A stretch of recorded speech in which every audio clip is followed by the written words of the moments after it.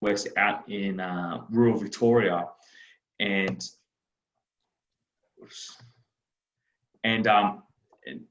what he actually really discusses, or his demographic that he works with, is 50 plus, so 50 to 70 year olds. And the beauty of it is he's actually a powerlifting coach as well. So he's a very big advocate, and he's got a massive waiting list for people actually to join up.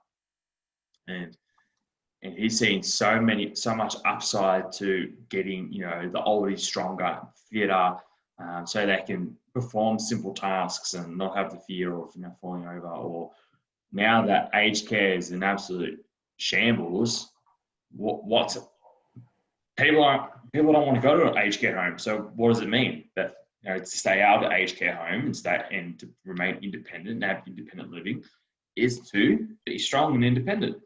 That's just what's going to be required for the next X amount of years.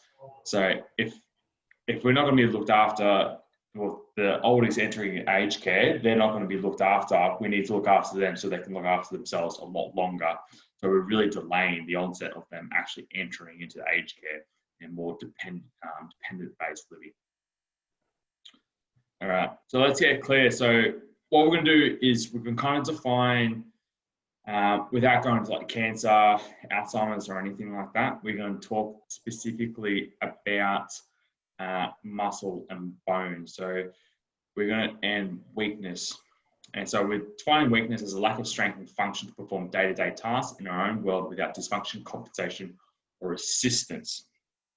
So can you pick something up off the ground without, you know, feeling a pinched nerve through your lower back or something like that?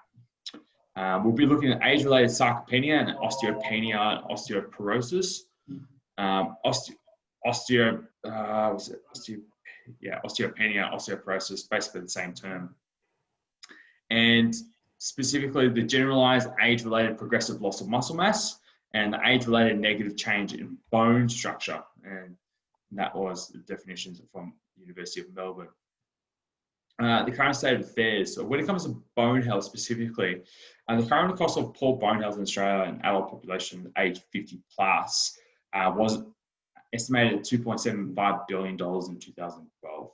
And the population of 50 plus was 4.74 million Aussies above the age of 50. It's estimated to rise to 3.84 billion in 2 years. And I think they did say in terms of the population, it'll be about 6 million Aussies, over 6 million Aussies will be over the age of 50 by then. Sarcopenia. So sarcopenia is the age-related muscle loss and function. And this chart it looks a little bit messy, it's like a spider's web, but it really kind of links into how sarcopenia, the loss of muscle mass as we get older, how does it actually link to death, the increased rise of healthcare costs, but also a reduced quality of life at the same time. So if we kind of follow it down, sarcopenia is actually associated with a lot of comorbidities. Specifically, we're going to talk about in a second is type 2 diabetes. We know that muscle function, or if someone's got a large amount of muscle mass and it's active muscle mass, for example, they're physically active all the time, the likelihood of them having type 2 diabetes is quite low. But because that muscle mass isn't actually active, and depending on what their diet is like as well, so if they're in a low protein, high carbohydrate diet, which seems to be like the Western style diet, it's going to basically increase insulin resistance and reduce the ability for glucose removal from the bloodstream, which is going to have a lot of issues. So potentially more days in hospital, increase the healthcare costs, and decrease the quality of life. So if they've got type 2 diabetes, more than likely they're going to get put onto medication. They're going to have to go to the docs. They potentially might suffer consequences of type 2 diabetes, which we know is peripheral neuropathy, which basically you kind of feel that there's no sensation in their toes. And another one is their eyesight as well. They actually have a decline in their actual eyesight So then it actually reduces their quality of life quite heavily. Also a loss of independence. The loss of muscle mass also reduces functional decline and physical disability. So where they're no longer strong, they have to get some sort of strength or support from somewhere else. So whether it is they have to get some sort of care, like a carer to come in part-time, they may not be able to perform basic functions, basically be able to change themselves, be able to have a shower. So therefore, they're going to lose this independence. And as they lose independence, they're going to require some home healthcare as a result. Which therefore is going to increase the healthcare costs and all that jazz. Or potentially they might be institutionalized. So what I mean by that is they might have to go in aged care. As we know, once they enter an aged care system, the aged care system, it's just basically they're not really treating anything. There's kind of like just delaying the onset of something actually negatively happen. And we know it's going to reduce quality of life. So I don't know any aged cares that actually have gyms where they can actually go out and work out.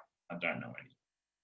Maybe if it was like a retirement village, might be a little bit different. But when it comes to that loss of independence and institutionalization, the likelihood of them getting strong enough to get back into gaining some independence is going to be pretty much minimal. And the risk of falling. So if we have a decrease in muscle mass, we have a decrease in more functioning muscle, we actually increase our risk of falling. So our ability to control the motor control aspect, but also speed and power. So a lot of people, when it comes to the oldies, strength is not just the only factor.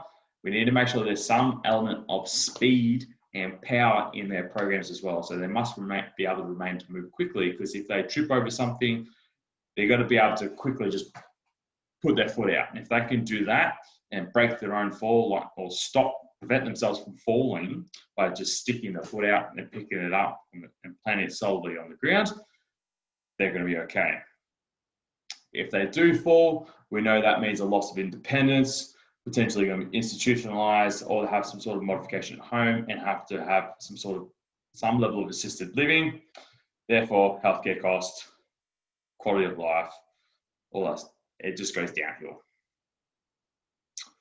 All right, and there's plenty of scenarios that you can play out. And this is, if you could get anyone from the aged care or anyone who requires some level of assisted living, they've probably got some level of sarcopenia. Some level of sarcopenia.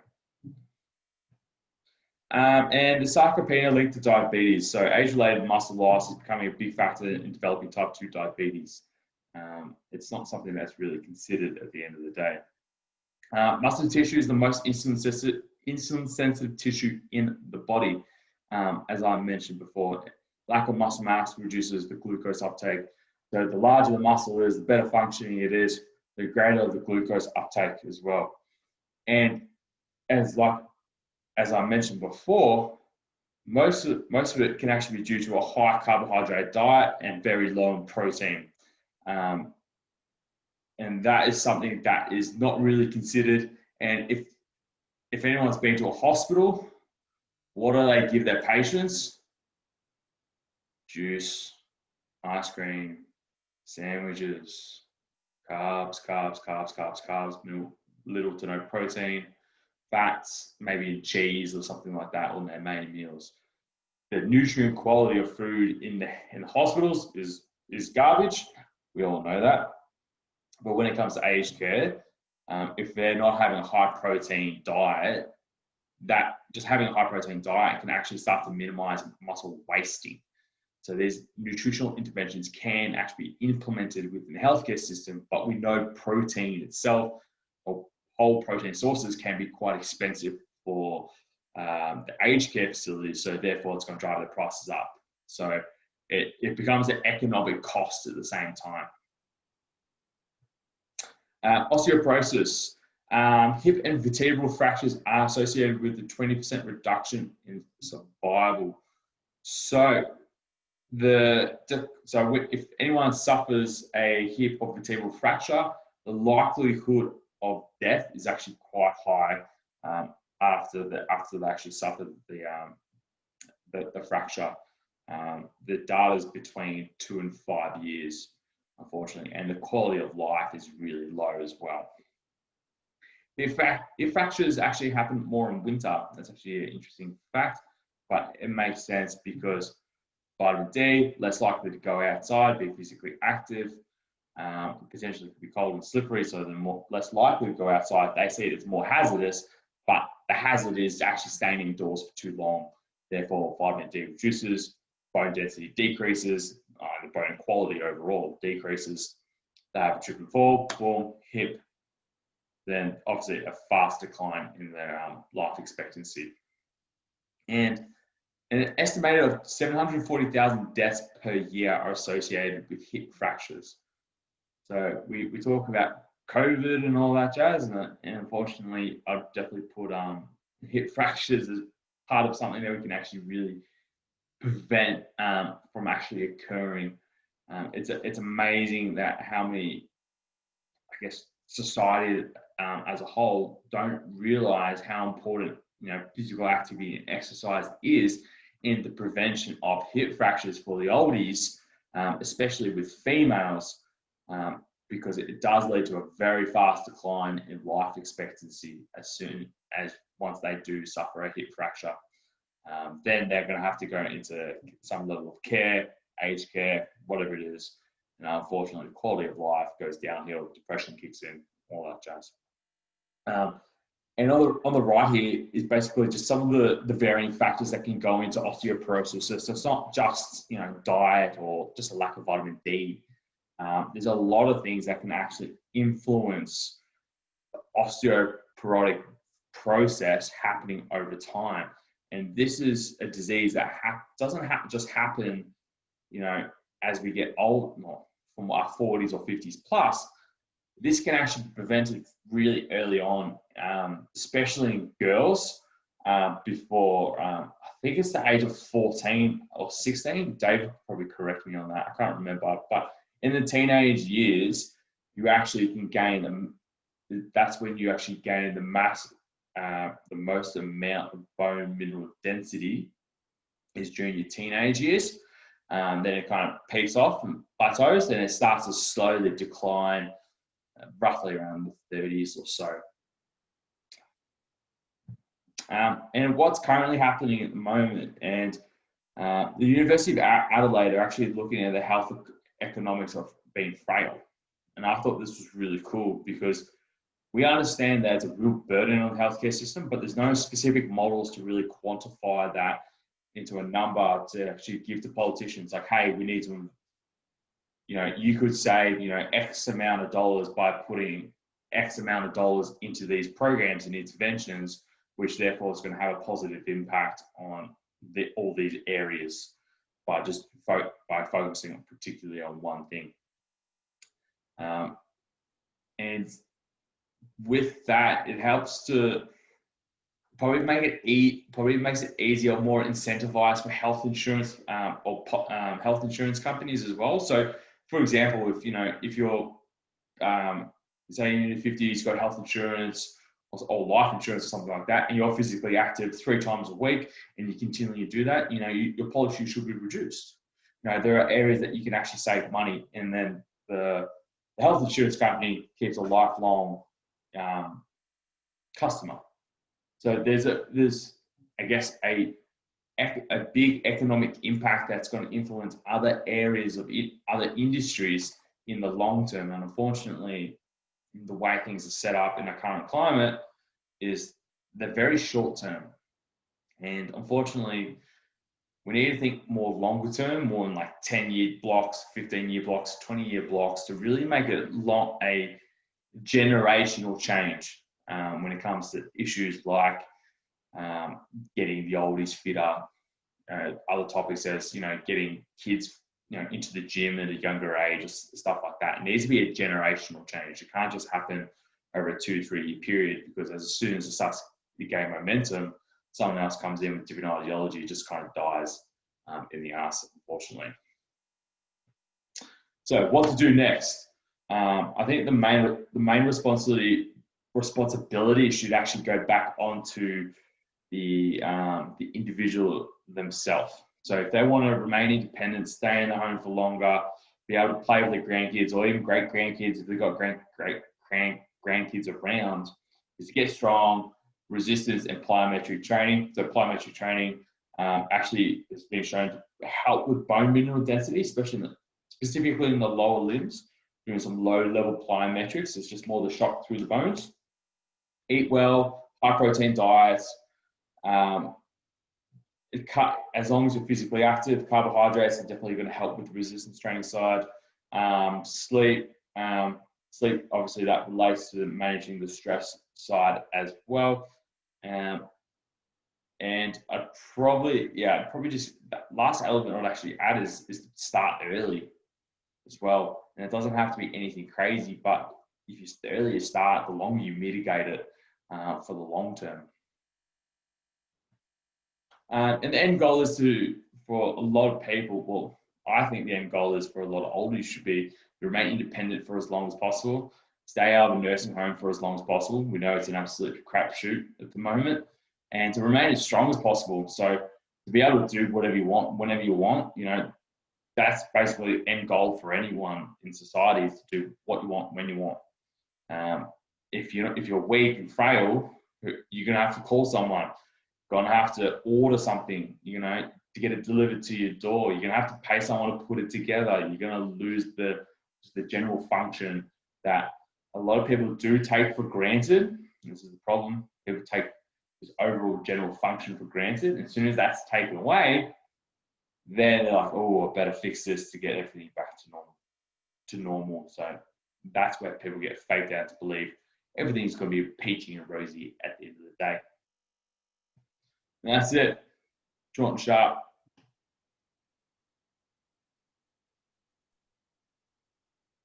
Right. Okay.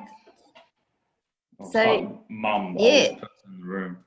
Well, that's right. The one thing there was, and you mentioned that the other day too, about the lack of protein, not enough protein in their diet. Yeah. Yeah. So that's just really interesting. Obviously a lot of people eat too many carbs, but you can actually, again, a lot of things can be maybe minimised, can be minimised with the right sort of dietary requirements, as well as obviously the physical activity, but it's what you put in your body as well. I'd actually say creatine is actually really important. There's heaps of research going into creatine supplementation for oldies. I think it's 2 grams a day is enough to actually help with the muscle sparing. So decreasing the accelerated loss of muscle mass. And creatine, we know it's really high. Well, it's relatively high in red meat. So obviously getting the oldies to eat red meat is good. And one of the other things, and you've mentioned this before, about the fact that people that have hip fractures, about how that's a very good indication that for a lot of them that their health's gonna decline really fast. Yeah, that would be of great concern. And half the time spent in rehab. Or no in bed, quality of life, yeah. or on a couch, or in a chair. Anything else, Mark? Yeah, they often have the hip break because they're not strong, and not many live more than 6 months after they do break their hip, unfortunately. What age? Because what age group? Their health is on the decline. Yeah, like when you say that, like there are people that they can be a bit younger with hip problems, but what age would when you said, I suppose, Trent, when you said oldies, what's considered old? 65 plus is where most of the data lies, but obviously the older you are, the great increased likelihood of it occurring. My dad's not on the call. A problem starts when we're about 35, when we start declining with bone density.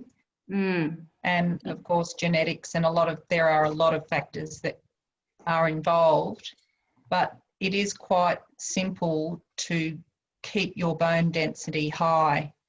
You know, even with, it's all about stressing the bone. So you break the bone down and you build the bone up. And at 35, it sort of flips over. You're sort of building, you're breaking it down more than you're building up. And it depends on your age and your fitness and what you're eating and all of the things that are in this slide now, you know, what affects it. But, you know, just the pounding on the bones. And pounding on the bones means running, and if not running, weights. And they're the two things that pound your bones to build it up more. And it's really, really important to build it up as much as you can. And even, you know, if people are in aged facilities, just marching on the spot and pounding their feet on the ground is enough to build up bone. Or even just sitting in the chair and slamming the feet on the ground.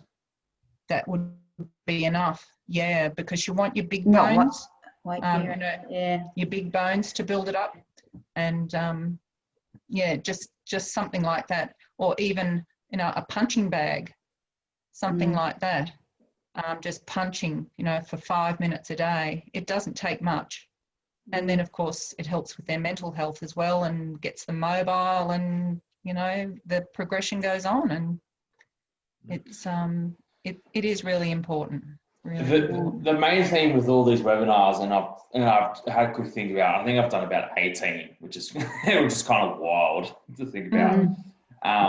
The main theme is, you know, structured physical activity based on the individual's needs and requirements. That's basically what the answer is to everything at the end of the day. Structured, yeah, structured. And do you know, sitting here for probably 16 of them, Trent, the common theme is that. And, you know, I'm so into nutrition and how the body functions and all of that sort of thing. But even I have learned that the most important thing in anybody's being is exercise, no matter what. You know, you can have a crap diet and exercise, and it helps your mental well-being, and it just has so many different positives. You know, you can have a great diet and not exercise. It's not going to do anything. But if you exercise and have a not so great diet, you're on a winner. Definitely. Yeah. I think more important than food. Let's get Dave. Looks like he's bursting at the seams to say something. Yeah, I just had kind of like a big realization just then. It's just I just had to change rooms because my housemates are watching Bachelor, so I can't really interrupt that. But but the more I watch this, the more I realize, and the more the point is strengthened, that the medical industry really just makes money off treating symptoms and not the cause. And more you should and do more, naturopathy, Dave. Sorry? You should do naturopathy. Yeah. That's what we are. We don't. But basically, like, the more and more I realize that exercise and diet need to be massively pushed for treating the cause and not the symptom. It's really primary treatment, not secondary treatment. So primary being like we're treating the cause before it happens. And especially with all this like sarcopenia and stuff like that. So I'm thinking like you say, Karen, like our physiological, I guess, peak, like our peak starts to go down at 35, 40 for males and females and things like that. So really exercise and health aims to reduce the steepness of that descent, which I think is really important to educate and push. And I think like a lot of people take exercise as not like a luxury, but as they think it's just something I can do. Whereas they really need a massive reshift into thinking like, it's something I actually should do. Have to do. Yeah. So it's something I should do, not only for quality of life later on, like it's literally return on investment over time. The earlier you start, before 35, the better. So you get your muscles strong, you get your bones strong, get your joints strong, your coordination is better, your balance is better. So your risk of falls later on in life is massively reduced. And Correct. this week I've been looking a lot into exercise and depression, and depression is really linked to a lot of comorbidity. So a lot of other associated illnesses, like diabetes, like sarcopenia being one of them. A lot of common things that we didn't know that depression was linked with. And so a lot of the research I was looking at was saying that, especially for brain injuries and heart injuries, it's like exercise is probably one of the best things you can do for like aerobic exercise. Because with aerobic exercise, you're getting cerebral blood flow, risk of stroke goes down, greater brain function goes up. Heart disease, in conjunction with a good diet, little risk to heart disease unless it's genetic. Like it's just crazy, like how much people are underrating exercise for medical reasons, like health reasons, and not just for vanity or sports reasons. And I think there's a massive shift of that occurring. And yeah, all these presentations have definitely slowly flip the switch for me. So yeah, no, it's cool. It's cool. You know, I was just thinking, right, to kind of flip the switch, because everyone holds doctors and medical professionals in high regard. I was like, oh, I might as well just go back to uni, go study medicine. And just prescribe exercise. It's just wild. Imagine if a GP just said, look, that's really great. Go to state. What I want you to do is go out and march on the spot for 10 minutes every day. Yeah. They'd never go back to that doctor. If you went to a physio and a physio said, I want you to march on the spot for 10 minutes every day and really pound your feet on the ground, everyone would go, yeah, cool. Yeah, I'd do it. Yeah, great. There's education. Like, okay, you do 10 marches on the spot. Okay, cool. What's going to happen because of it? Too many people are worried about, okay, if I do this, what do I get because of it? Yeah, and I think because like, well, we got Brett Sutton, the CHO. You know, he's a doc, or he's an epidemiologist. You know, he could easily just, like I said before, a couple of weeks ago, he could easily just promoted exercise. Yeah. He actually did not long ago. No, we were saying, why don't they get on the media press conference and say, you know, this is what you need to do. And not long after that, he actually did get on and say, you have an hour. Use the hour to go out and exercise. We're giving you the hour. Yeah, but the problem with that is it's just the parameters are so far and wide, and it's like, you know, what does that mean? What does that really mean at the end of the day? It's exercise. Some people think exercise is going around the block. Like, you know, there are so That's many. what they're doing now. Yeah, I know, but there's so many elements to which that. Which is better than sitting in the chair. So, yeah, I think that's a start, but it's great we get people started, but we need to keep them going. So yes, maybe that's the problem. Yeah, then I don't know. I know the guys were seeing Christian Woodford's post earlier today. Oh yeah. Talking about promote the promotion of exercise, and they've got two female athletes to promote the program. It's a Victorian ran program, Victorian government based program. And I'm like, well, 5 months later, I'm like, now you promote exercise. And this is the Minister of Sport. And it's like, I'm like, this is what, like, I could rant about this for a long time, but it's really Is this the Victorian government? Yeah. Minister? Yeah. Have you seen the Victorian Minister of Sport? She's a blob. He's the type of guy that would put his riding lycra on and walk from his house to the coffee shop and go, yeah, I've just ridden 50K. He is not sporty whatsoever. Has no idea. Yeah. Speaks well, but not sure if he's in there for the cause. And I don't know if you have anything to do with him within the, you know, the fitness industry, but I think all his agenda is to become the premier, maybe. Yeah, I think he's just getting slammed at the moment, and to be honest, you know, it's fair game at the end of the day. Mm. Before we go too political, let's go to Nathan. Sorry, Nathan. I'll keep it short. I think I agree with what all you guys have been saying, especially agree with everything in this presentation. I think definitely it's something that we should all have in our minds for an early prevention of osteoporosis, of aging, of whatever that, you know, we all know what happens in older age. We should start to deteriorate, but we can slow down that process with exercise and strength training. But also the people that may think, or people in their 60s, 70s, 80s, they may think it's too late for them, but it's not. There's plenty of research out there to say that 80-year-olds and 70-year-olds can still gain muscle mass and strength.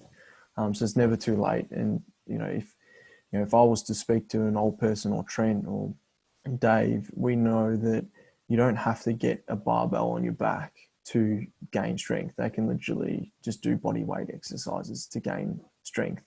And we can also, alter it. There's ways of getting strength training for these people, and it's just endless.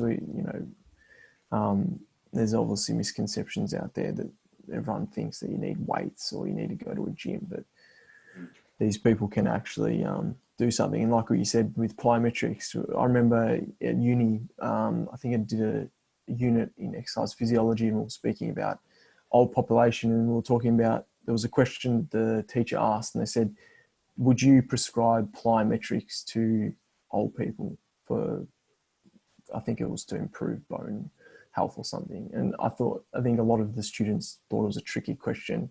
I had some background in personal training, so I could understand that you could actually prescribe plyometrics to someone. It doesn't have to be you jumping over a fence or something like that. You can use what Karen said, just marching on the spot. That is plyometrics. That's putting some pressure in through the bones or stress through the bones to be able to strengthen it. And I thought that was pretty cool that, that we taught, we were taught that in uni to put it in context.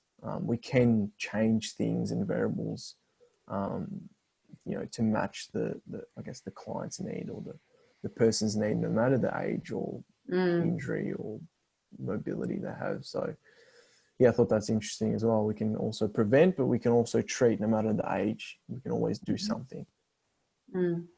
Yeah, it's a good point. In the podcast, as I referenced before, the chiropractor, he basically said, how many oldies have died with a barbell on their back? And it's technically a trick question, but it's true. How many oldies have died in the gym by lifting weights? Like, the safety and efficacy of resistance training, plyometric training, what do you want to call it, strength training for oldies, is just, it's through the roof. It's actually safe. It's safely to get them to do that in a supervised environment than just to have them sit in front of the couch and let them kind of waddle around and do their own little thing. There's so much. It's first of all safe. There's so much potential upside for them, just to be able to enjoy the camaraderie they'll probably end up having with a lot of the oldies that are training with them at the same time, especially in aged care. There's some places that do it at a very low level.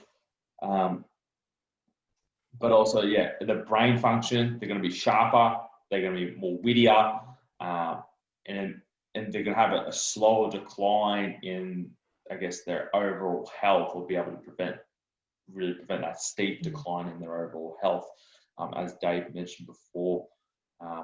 And then at the end of the day, it's like, for the nurses and for those who work in aged care, it's probably going to be more enjoyable as well, because they're going to be more independent, which means they don't have to do all the manual labor work, so which is actually going to therefore, Luna's going nuts, reduce the cost, or I guess the burden on healthcare workers. So therefore, we're going to have less of a turnover of healthcare workers, which basically means we're going to have people in the industry for a lot longer. They're probably going to enjoy it a lot more as well. There's just so much potential upside to this to really help the oldies get stronger, because when the oldies get stronger, it has a positive correlation to the healthcare workers they work with, and a positive outcome to the families as well. That was very well said, Trent. Very well. Cut that on Hey, there. is there an opportunity? Is there a gap in the market? Maybe not aged care facilities where it is higher care, but maybe, oh God, there are over 55 villages. I don't like saying that, Lorraine, but there are facilities out there where it's independent care, and maybe choose one in the area and present a case to them, and you know, it's not free of charge, but maybe it might be a job opportunity. It could be something down the Just track. putting it out there. Yeah. Just putting it out there, as if you're not busy enough already. But Well, this is a really, really... They're pumping millions and millions of dollars into it, so might as well get some slice of the pie.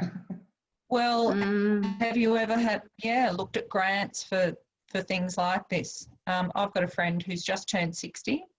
She has osteoporosis in her family. Her sister has it badly. She has it, she says, not badly, although she's broken her hip. She's broken 3 vertebrae in her back. She just fell over. She just fell over a couple of weeks ago cross-country skiing, and she thought she'd cracked her ribs, but they were just bruised. It's just hopeless, and she will not do strength training. She goes to gym and she does not do strength training. So it's just ridiculous. What's the resistance? Bike, she walks. There's no resistance. No, what's the resistance to her to doing it? I don't know. I don't know. I don't know. She's lost a lot of weight, but I will get to her after COVID, because she rings me and discusses it, and I'm thinking, oh, okay, you can't be too forward with her, but I will get there. But there is definitely the opportunity in this, and I think because of what you have just said, there must be some form of grant or something out there that the government would give you to help you build this area. Cool. I'd actually, if you want, just I'll put this onto YouTube later, and you can just send this to her. You'd be like, hey, watch it. Yeah. I haven't got time, but my husband is probably going to do, there are courses in directorships and also in how to write and get approved government grants. So that's a whole scenario. Oh, it's a whole different ball game, trying to get as much money as out of the government. And this would save them so much money in the long term that I'm sure there's something out there. It's just trying to find it somewhere. And if you know how, you'll find it. Yeah. There's people that do that sort of for a living, just finding the grants and everything. Yeah. Yes. Yeah. I've got a friend